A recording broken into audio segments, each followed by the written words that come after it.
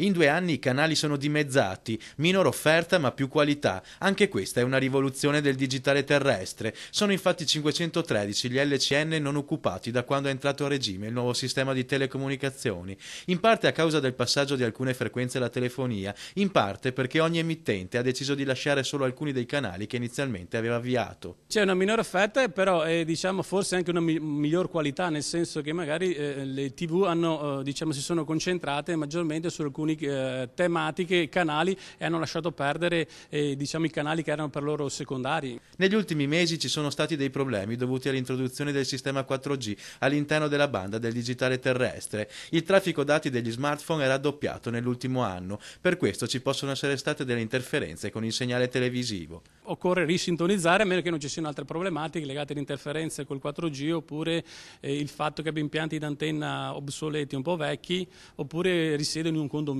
possono esserci dei problemi. Dalla ricerca condotta dai ragazzi dell'Ipsia Galilei di Castelfranco risulta che la maggior parte dei giovani quando sono davanti alla TV utilizzano anche i social network, una percentuale elevatissima che raggiunge anche il 69%. Ci sono certi programmi in cui c'è lo spazio per l'utente a casa, in cui puoi twittare o su Facebook chiedere delle informazioni o scrivere la tua opinione.